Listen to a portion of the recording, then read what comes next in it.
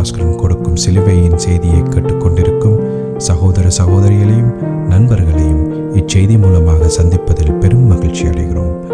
தாம் ஒருவரே ஞானமுள்ளவருமாயிருக்கிற தேவனுக்கு இயேசு கிறிஸ்துவின் மூலமாக என்றென்றைக்கும் மகிமையும் கனமும் உண்டாவதாக. ஆமீன்.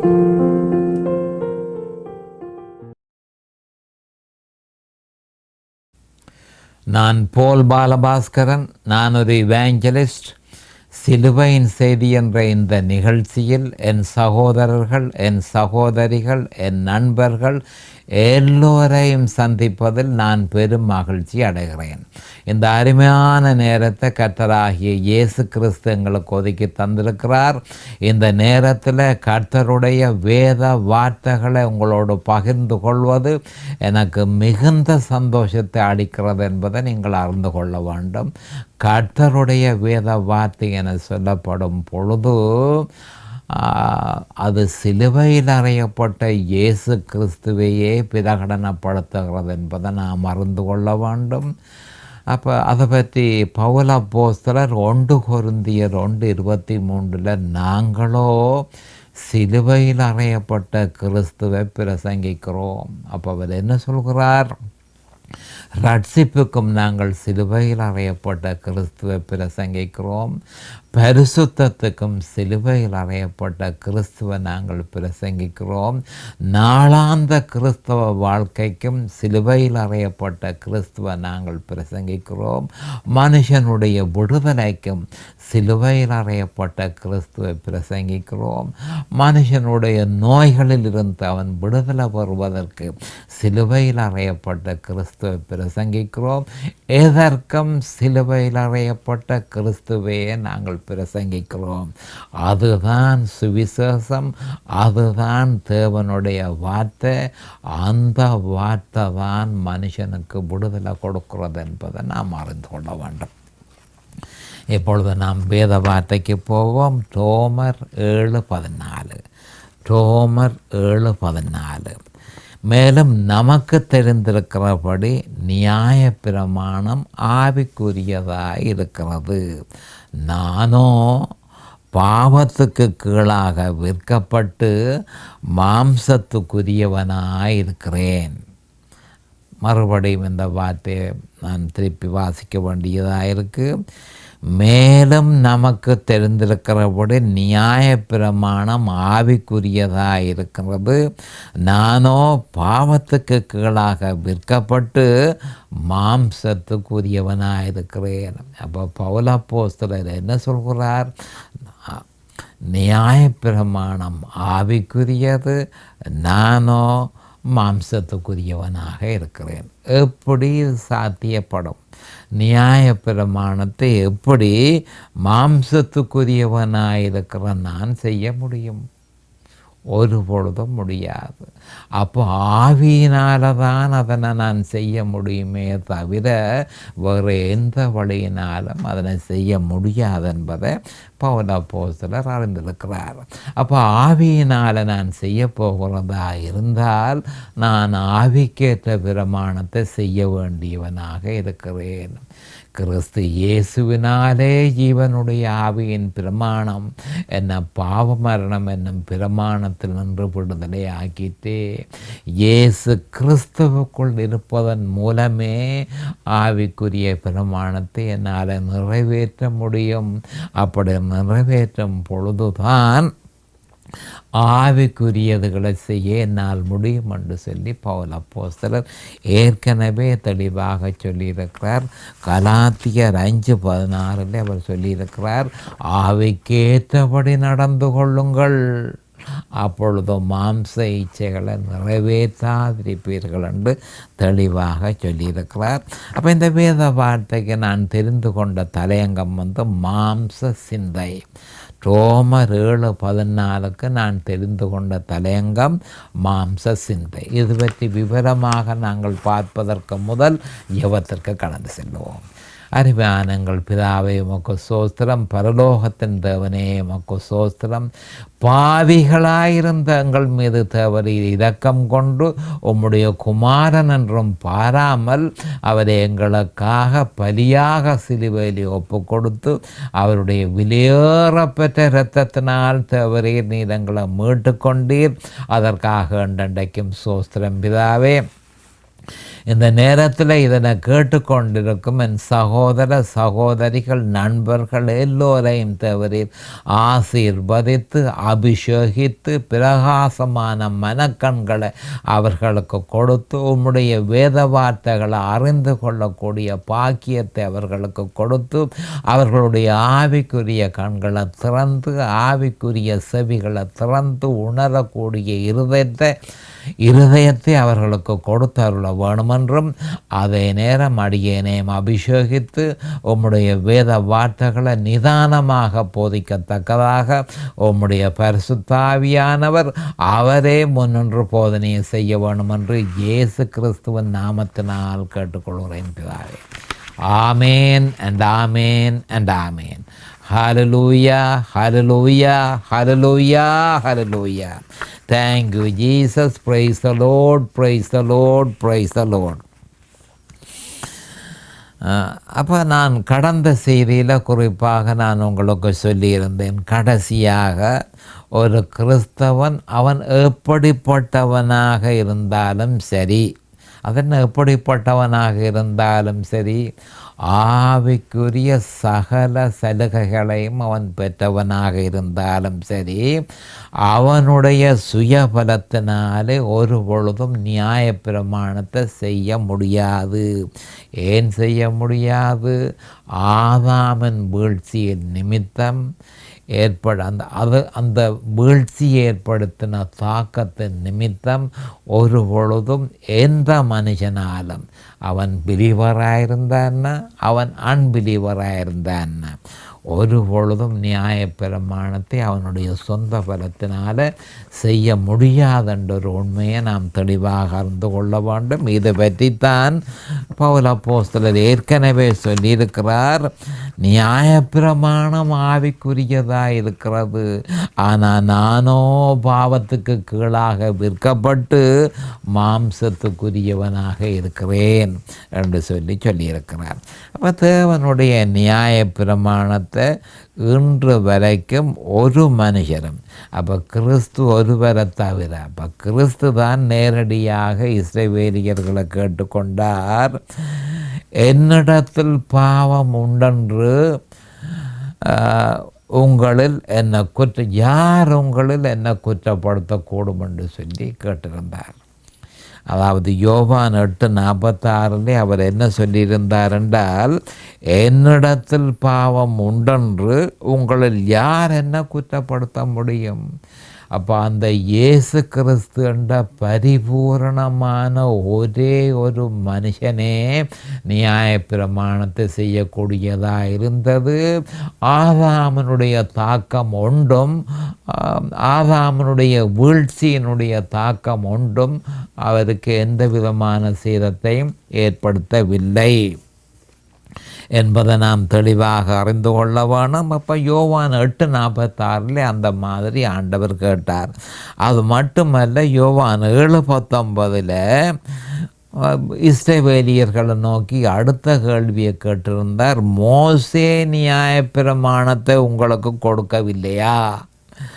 அப்படி இருந்தும் உங்களில் ஒருவனும் அந்த நியாயப்பிரமாணத்தின்படி நடக்கிறதில்லை. ஒருவனும் என்று சொல்லப்படும் எந்த மனுஷனும் நியாயப்பிரமாணத்தை செய்யவில்லை என்பது ஆண்டவராகிய இயேசு கிறிஸ்துவினால் தெளிவாக கூறப்பட்டிருக்கிறது. அப்போ இனிமேலும் அதே மாதிரி எந்த மனுஷனும் நியாயப்பிரமாணத்தை தன்னுடைய சொந்த பலத்தினால் செய்ய முடியாது. ஏனென்று சொன்னால் ஆதாமனுடைய வீழ்ச்சியின் தாக்கம் அவனை சதாகாலத்துக்கும் அவனை இந்த இக்கட்டுக்குள்ள மாட்டி இருக்கிறது என்பதை அவன் அறிந்து கொள்ள வேண்டும்.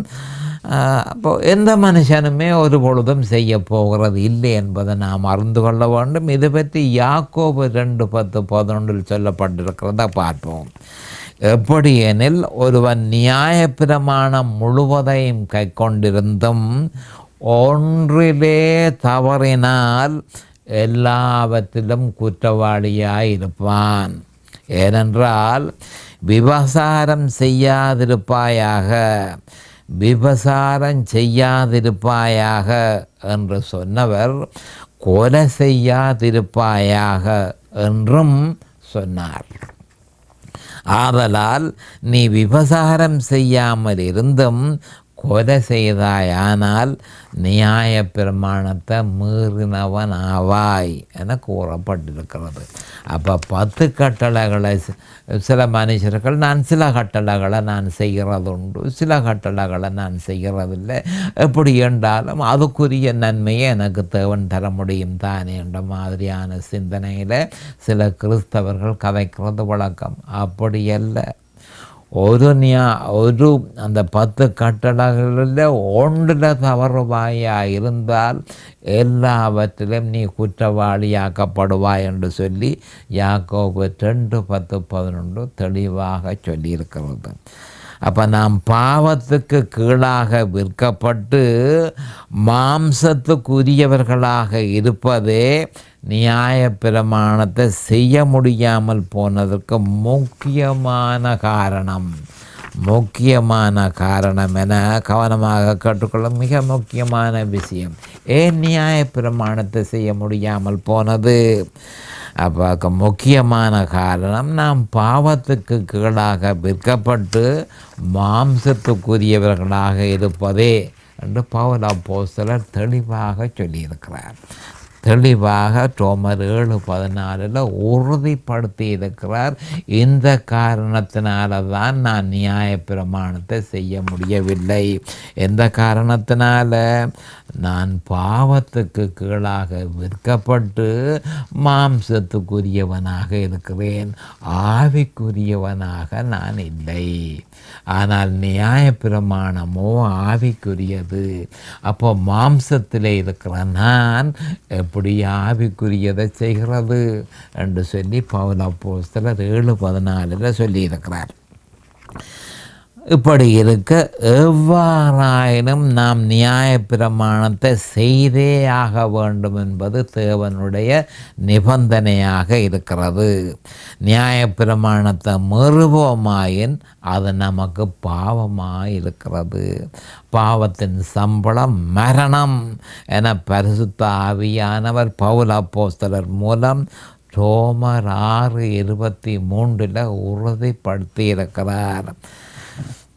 அப்போ நம்முடைய நிலைமை பரிதாபகரமான நிலைமையாக இருந்தாலும் தேவன் நம்மிடத்தில் எதிர்பார்க்கிறதுன்னு, நீங்கள் நியாய பிரமாணத்தை செய்தே ஆக வேண்டும். வேறு ஒரு கதை எனக்கு தேவையில்லை. நியாய பிரமாணத்தை நீங்கள் செய்தே ஆக வேண்டும் என்று சொல்லி, அப்படி செய்யவில்லையா இருந்தால் அது உங்களுக்கு பாவமாக இருக்கும் என்று சொல்லி ரோமர் 6:23 தெளிவாக சொல்லியிருக்கிறார். ஆனால் தேவனோ நியாய பிரமாணத்தை செய்வதற்கு ஒரே ஒரு வழியை ஏற்கனவே ஏற்படுத்தி அதனை ஆவியின் பிரமாணமாக தந்திருக்கிறார். அப்போ ஆவிக்குரியது நியாய பிரமாணம் ஆவிக்குரியதாக இருக்கிறபடினாலும், அடுத்தது நான் மாம்சத்தின் கீழ் கவனமாக பாவத்துக்கு கீழாக விற்கப்பட்டு மாம்சத்துக்குரியவனாக இருக்கிறேன். அப்போ மாம்சத்துக்குரியவனாக இருக்கிற நான் ஆவிக்குரியதை எப்படி என்னால் செய்ய முடியும்? அப்போ ஆண்டவர் ஒரு வழியை ஏற்படுத்தி இருக்கிறார். என்ன மாதிரி என்று சொன்னால், நியாய பிரமாணத்தை செய்வதற்கு அந்த வழி என்ன? அதனை ஆவியின் பிரமாணமாக ஒரு லோவாக எங்களுக்கு தந்திருக்கிறார். மனுஷா, நீ நியாய பிரமாணத்தை செய்ய வேணும். அதை செய்யாமல் விட உன்னால் முடியாது. செய்யாமல் விட்டு என்று சொன்னால் அது பாவம் உனக்கு. ஆனபடியால் நீ எப்படியும் நியாய பிரமாணத்தை செய்தே ஆக வேணும். ஆனால் ஒரு வழியை நான் உனக்கு ஏற்படுத்தி வைத்திருக்கிறேன். அந்த வழியை ஆவிக்கேற்ற பிரமாணம், ஆவியின் பிரமாணமாக நமக்கு தந்திருக்கிறார். சொல்லுகிறார். அதென்ன ஆவியின் அந்த பிரமாணம்? ரோமர் 8:2 தெளிவாக சொல்லப்பட்டிருக்கிறது. கிறிஸ்து இயேசுவினாலே ஜீவனுடைய ஆவியின் பிரமாணத்தை நீ கைக்கொள். அப்படி நீ கைக்கொள்ளும் பொழுது பாவம் மரணம் என்ற பிரமாணம் உன்னை ஒரு பொழுதும் ஒன்றும் செய்யாது. கிறிஸ்து இயேசுவினாலே ஜீவனுடைய ஆவியின் பிரமாணம் என்ன? பாவ மரணம் என்னும் பிரமாணத்தில் நின்றும் விடுதலை ஆக்கிட்டே என்று பவுல் அப்போஸ்தலர் தெளிவாக சொல்லியிருக்கிறார். அப்போ இந்த நியாய பிரமாணத்தை செய்கிறதற்கு ஆவிக்குரிய பிரமாணம் ஒன்றை தேவன் ஏற்கனவே தயார்படுத்தி நமக்காக வைத்திருக்கிறார். அந்த ஆவிக்குரிய பிரமாணம் என்ன? கிறிஸ்து இயேசுவினாலே ஜீவனுடைய ஆவியின் பிரமாணம். அதனுடைய அர்த்தம் என்ன? கிறிஸ்து இயேசுவினாலே நீ கிறிஸ்துவுக்குள்ளே இருக்க வேண்டும், கிறிஸ்துவுக்குள் இருக்க வேண்டும் என்பதே இந்த பிரமாணத்தின் நிலைப்பாடு என்பதை நாம் அறிந்து கொள்ள வேண்டும். அப்போ ஆவிக்குரிய நியாய பிரமாணத்தை செய்ய வேணுமாயிருந்தால் மாம்சத்தின் கீழ் விற்கப்பட்ட நான் ஒரு பொழுதும் அதனை செய்ய முடியாது. அப்போ என்ன செய்ய வேணும்? ஆவிக்குரிய பிரமாணம் உண்ட தேவன் எனக்காக தயார்படுத்தி ஏற்கனவே வைத்திருக்கிறார். அந்த ஆவிக்குரிய பிரமாணத்தை நான் கைக்கொள்ளும் பொழுது ஆவிக்குரிய நியாய பிரமாணத்தை நாம் வெற்றிகரமாக முடிக்க முடியும் என்று சொல்லி ஆண்டவர் தெளிவாக சொல்லியிருக்கிறார். அப்போ அந்த ஆவிக்கேற்ற பிரமாணம் என்னத்தை சொல்லுகிறது? கிறிஸ்துவுக்குள், இன் கிரைஸ்ட், கிறிஸ்துவுக்குள் இருக்க வேண்டும் என்று சொல்லி உறுதியாக சொல்லியிருக்கிறது. அப்போ இந்த கிறிஸ்து இயேசுவினாலே ஜீவனுடைய ஆவியின் பிரமாணம் என்ன சொல்லுதென்று சொன்னால், கிறிஸ்து இயேசுவுக்குள் இருக்க வேண்டும். அதுதான் ஒரே ஒரு வழி. அப்போ ஒருவன் கிறிஸ்து இயேசுவுக்குள் இருப்பதற்கு அவன் ஜீவனுடைய ஆவியின் பிரமாணத்தை கடைப்பிடிக்க வேண்டும். அது எப்படி எனில் அது அவ்வளவு கஷ்டமான ஒரு அலுவல் அல்ல. இதனைத்தான் நம்முடைய ஆண்டவராகிய இயேசு கிறிஸ்து இந்த பூமியில் இருக்கும் பொழுது எல்லாருக்கும் தெளிவாக கொடுத்தார். இதுதான் அந்த ஆவிக்குரிய பிரமாணம். இதுதான் கிறிஸ்து இயேசுவினாலே ஜீவனுடைய ஆவியின் பிரமாணம். என்ன அந்த பிரமாணம்? லூக்கா 9:23. ஒருவன் என் பின்னே வர விரும்பினால் அவன் தன்னைத்தான் வெறுத்து தன் சிலுவையை அனுதினமும் எடுத்துக்கொண்டு என்னை பின்பற்ற கடவன். இதுதான் அவர் கொடுத்தது. அப்போ என்ன சொன்னார் என்று சொன்னால், என் பின்ன வர வேணுமாயிருந்தால் உனக்கு சில நிபந்தனைகள் இருக்கிறது. அந்த நிபந்தனைகளை செய்தால் நீ எனக்குள்ளுக்குள் இருப்பாய். எனக்குள்ளுக்குள் இருக்கும் பொழுது நீ நியாயப்பிரமாணத்தை செய்வாய்.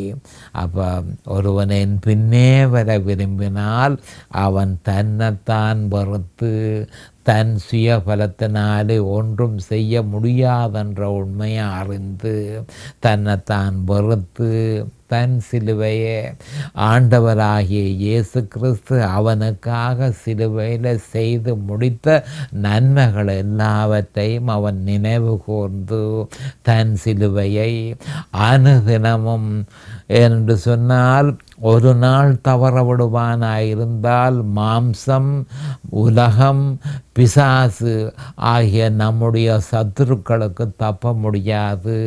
ஆனபடியால் அனுதினமும் எடுத்துக்கொண்டு என்னை பின்பற்ற கடவன். இந்த மாதிரியே என்னை பின்பற்ற முடியுமே தவிர வேறு எந்த வழியினாலும் பின்பற்ற முடியாது. அப்படி பின்பற்றும் பொழுது நீ ஆவிக்குள் அதாவது ஆவிக்குரிய பிரமாணத்தை நிறைவேற்றுகிறபடியினால் பரிசுத்த ஆவியானவர் உனக்கு சகலவித உதவியையும் செய்வார்.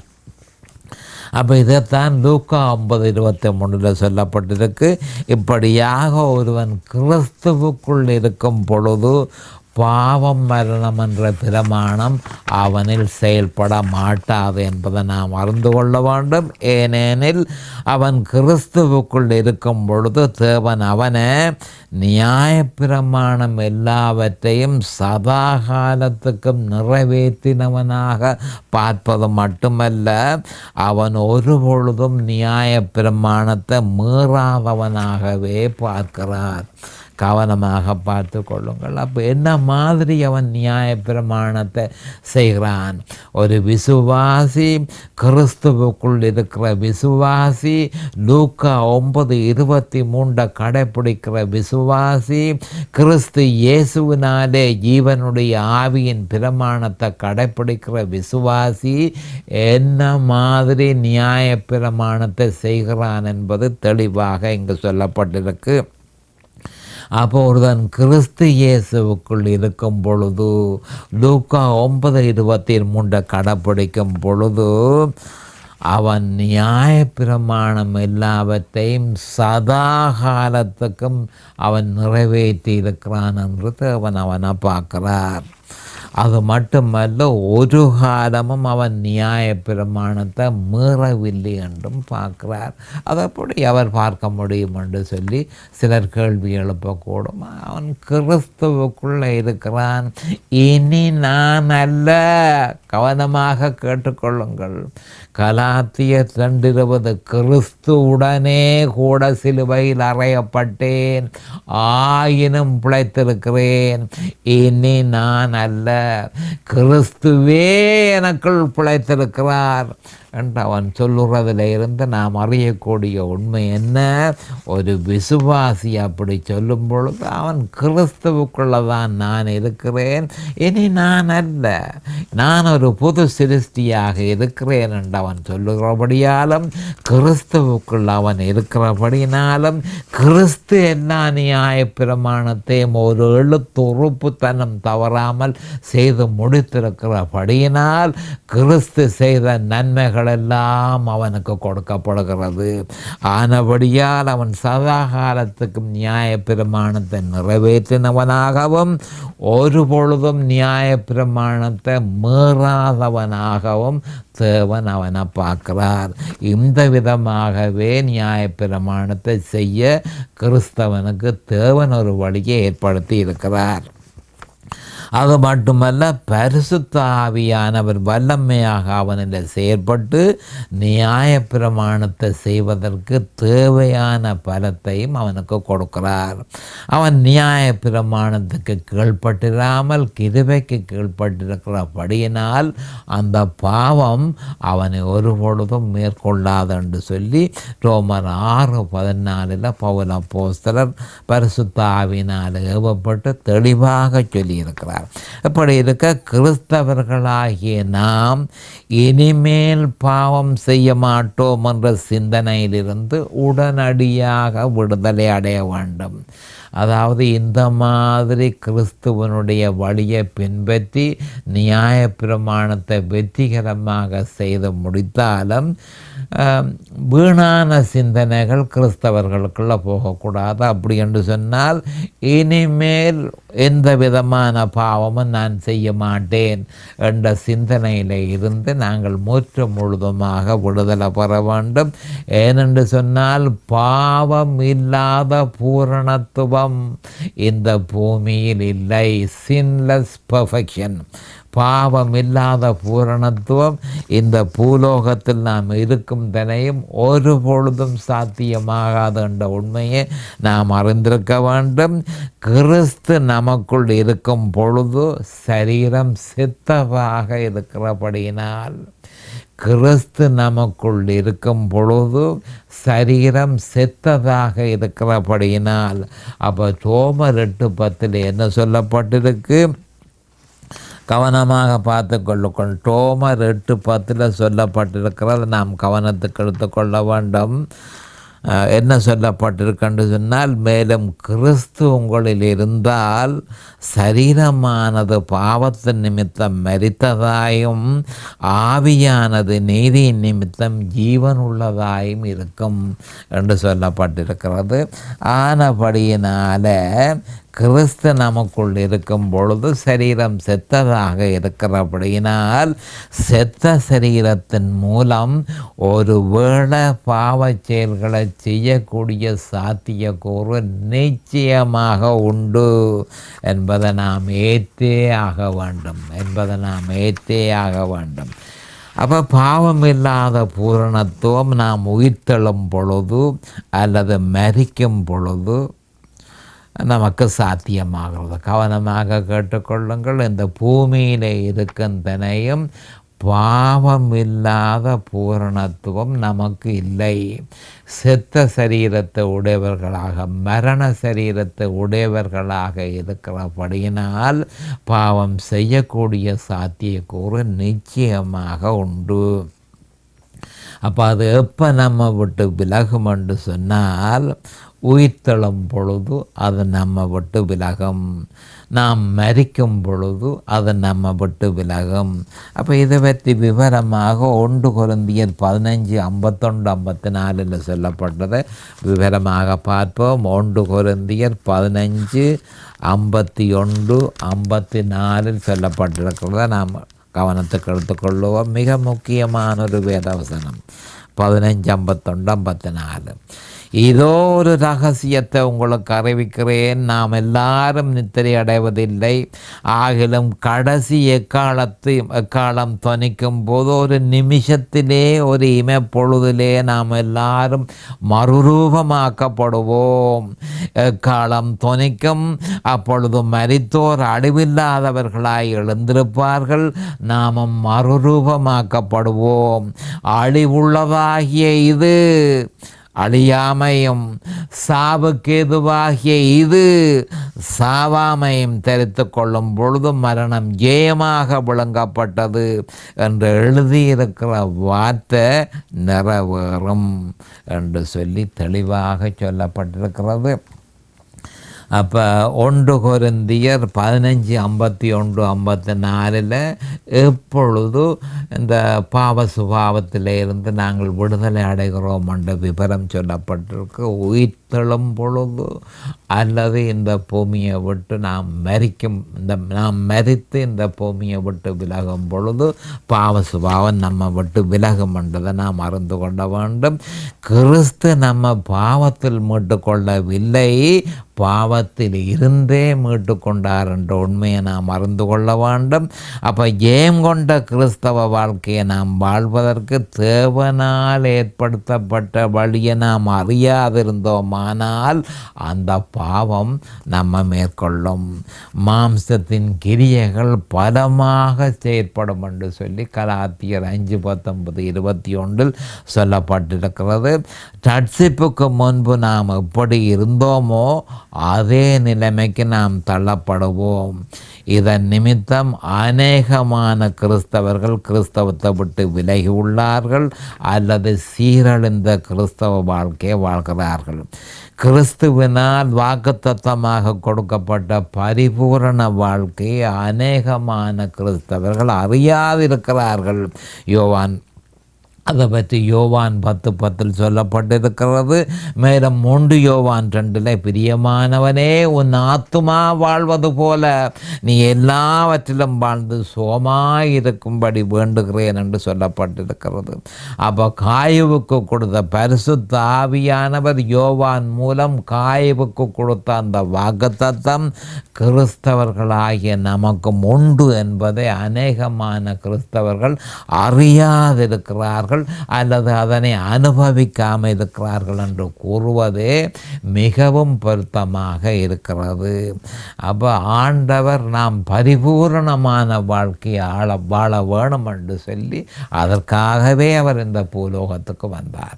நேரம் சமீபமாகிவிட்டது. அடுத்த செய்தியில் நான் உங்களை சந்திக்கும் வரை கர்த்தராகிய இயேசு கிறிஸ்துவின் நாமத்தினால் நான் உங்களை ஆசீர்வதிக்கிறேன். அவருடைய கிருபையும் அவருடைய இரக்கமும் உங்களுக்கு தாராளமாக கிடைப்பதாக இயேசுவின் நாமத்தில் பரிசுத்த பிதாவே. ஆமேன் அண்ட் ஆமேன் அண்ட் ஆமேன். இந்த சிலுவையின் செய்தியை கேட்பவர்கள் அதன் ஆவிக்குரிய பலனை பூரணமாக அடைய வேண்டும் என்பதே நம்முடைய பிரார்த்தனையாகும். தொலைபேசி மூலம் தொடர்பு கொள்ள விரும்புவோர் 647-465-1224 மூலமும், இமெயில் மூலம் தொடர்பு கொள்ள விரும்புவோர் paulbalabhaskaran@gmail.com மூலமும்